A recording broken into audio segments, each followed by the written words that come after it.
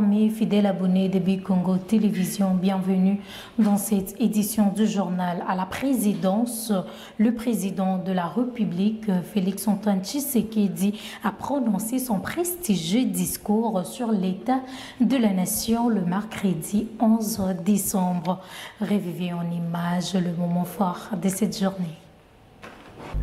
Mes chers compatriotes, pour terminer ce discours sur l'état de notre nation, je dois rappeler que cette première année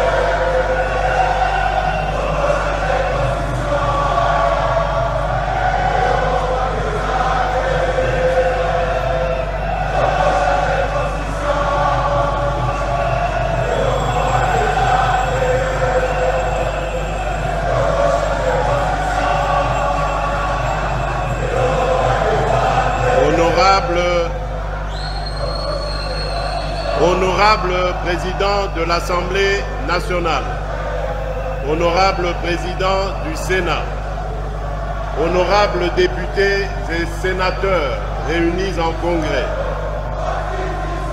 mesdames et messieurs, distingués invités, mes très chers compatriotes, pour terminer ce discours sur l'état de la nation, je dois rappeler que cette première année de mon nouveau mandat a été marquée par un démarrage raté, ou plutôt retardé, j'allais dire, notamment en raison du temps nécessaire mis pour la désignation de la première ministre et la mise en place des institutions conformément aux prescrits de notre Constitution. Ces délais, bien que contraignants, étaient indispensables pour respecter les échéances et les procédures fondamentales de notre démocratie. Cependant, cette situation nous invite à une réflexion commune. Il est peut-être temps d'engager une réflexion nationale sur une réforme constitutionnelle.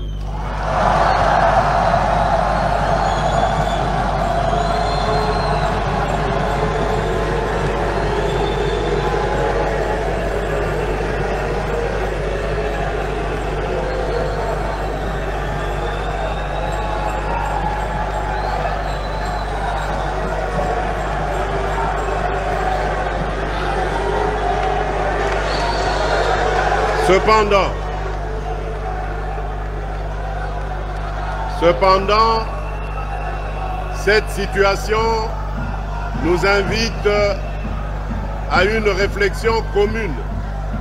S'il vous plaît, silence s'il vous plaît. Cependant, cette situation nous invite à une réflexion commune. Il est peut-être temps d'engager une réflexion nationale sur une réforme constitutionnelle afin d'éliminer les failles qui ralentissent le fonctionnement de notre appareil étatique. Cette démarche consiste uniquement à lancer une initiative visant à inviter nos compatriotes à une réflexion sincère pour bâtir un cadre institutionnel plus adapté aux réalités et aux aspirations de notre peuple.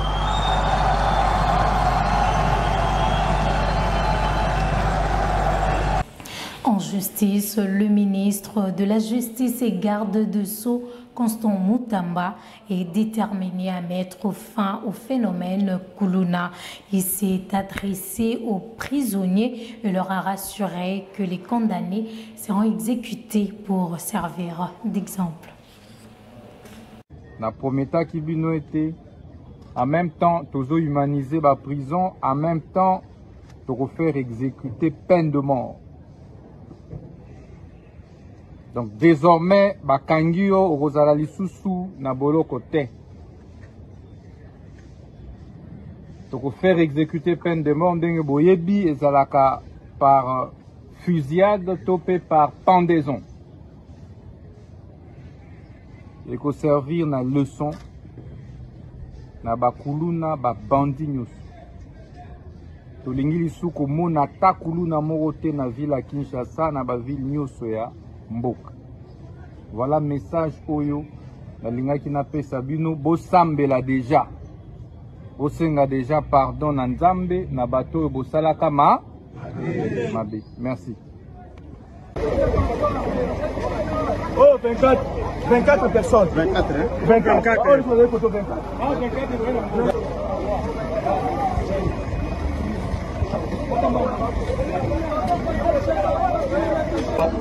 Papa, faut faire 24.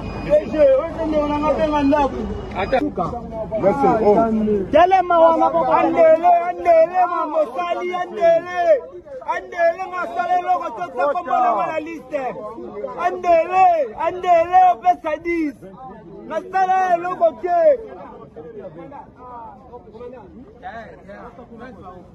Boloko. Bala de la prison bakanga biso bakangonda. Je compte 10, 11.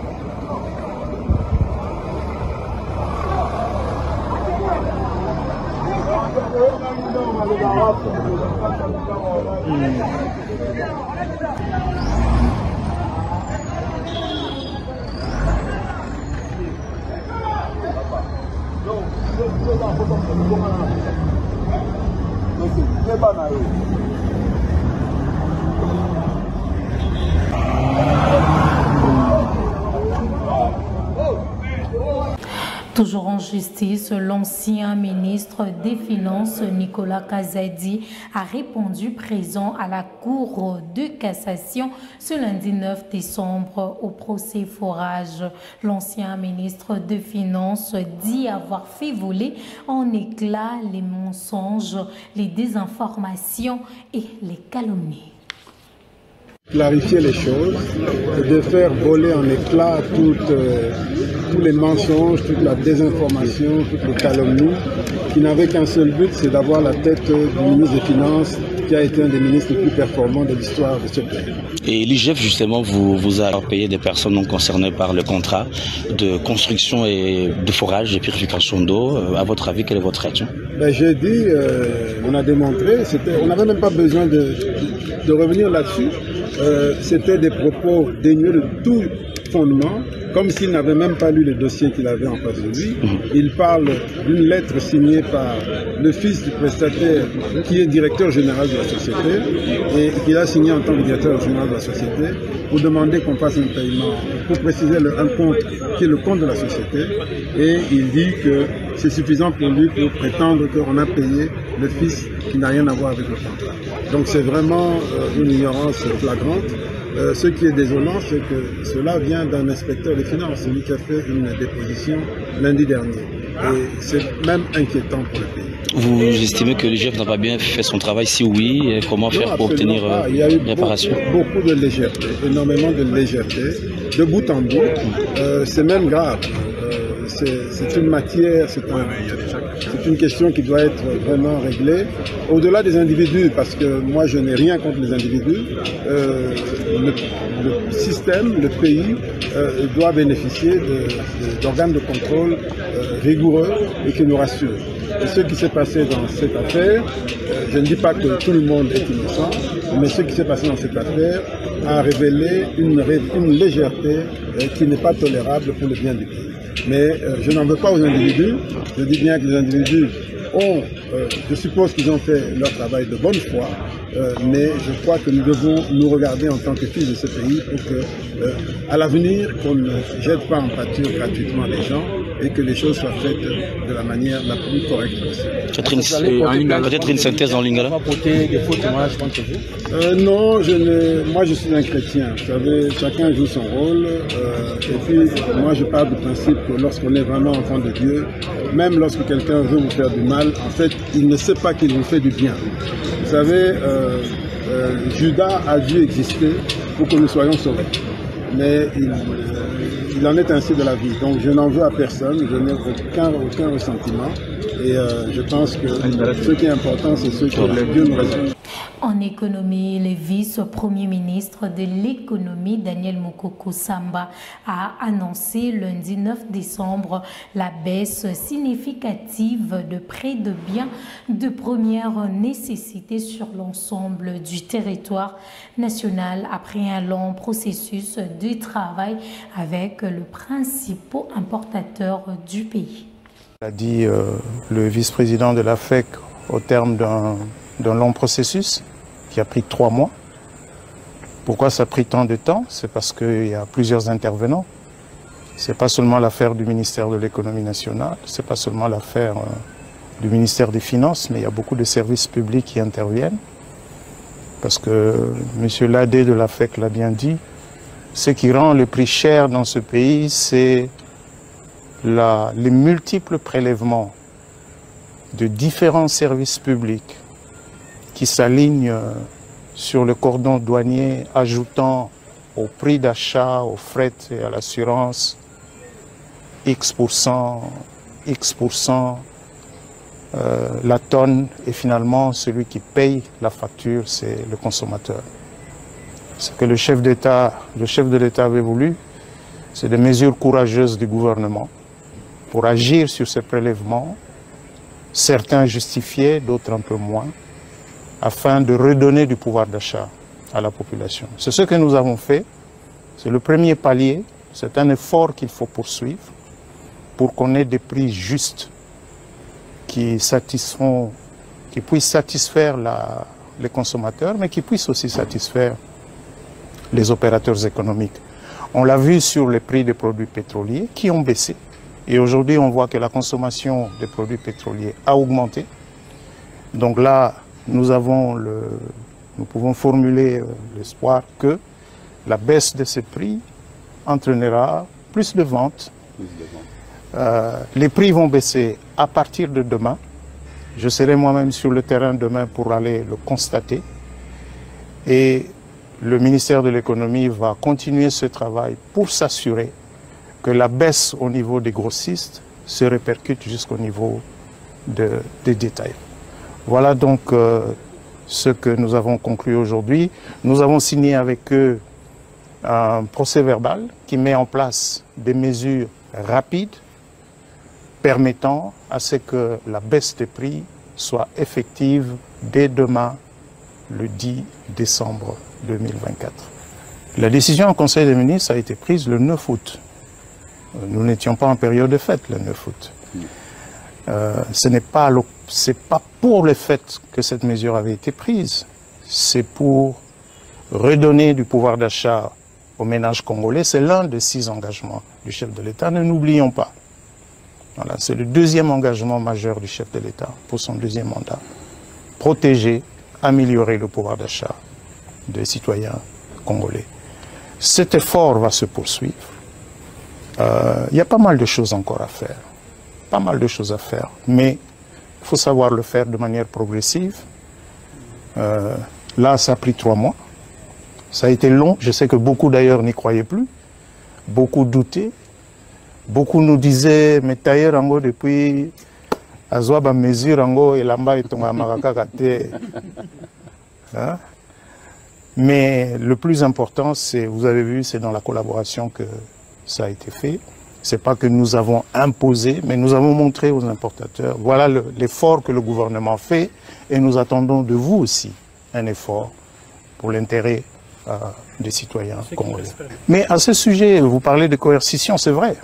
Nous, on va le faire. Mais c'est l'affaire de tout le monde.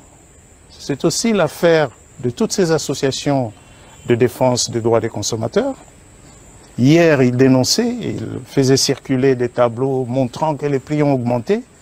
J'espère qu'après-demain, ils vont faire circuler les tableaux qui montrent que les prix ont baissé et qui vont appeler la population à s'assurer que les prix baissent à tous les niveaux. C'est vraiment un appel que j'aimerais lancer. Il ne faut pas laisser ça au seul gouvernement, la société civile, les différentes associations. Protégeons ces mesures parce que... Parlons santé, l'Organisation mondiale de la santé alerte sur un risque élevé des décès liés à une maladie non identifiée dans la province du Kwango, dont 71% concernent des enfants de moins de 15 ans comme victimes. La maladie dont les symptômes incluent la fièvre, les maux de tête, la toux, l'écoulement nasal et les douleurs corporelles frappe une région rurale et isolée où l'accès est entravé par la saison de pluie en cours. Les enfants âgés de 0 à 14 ans représentent 64,3% de 406 cas de cette maladie non identifiée signalés entre le 24 octobre et le 5 décembre dans la zone de santé des Panzi, dans la province du Kwango, en République démocratique du Congo. Parmi les 31 décès recensés, 71% concernent des enfants de moins de 15 ans et 54,8% des victimes sont des enfants de moins de 5 ans, a indiqué l'Organisation mondiale de la santé. Les cas graves sont principalement associés à une malnutrition sévère, conséquence d'une insécurité alimentaire croissante dans la région. Les enfants sont les principales victimes de cette épidémie en cours qui a touché 9 des 30 aires de santé de la zone, principalement Tchaka-Panzi, Makita-Panzi et Kanzangi. Des équipes de réponse rapide ont été déployées dans la zone pour enquêter sur la cause de l'épidémie et fournir une aide médicale aux patients.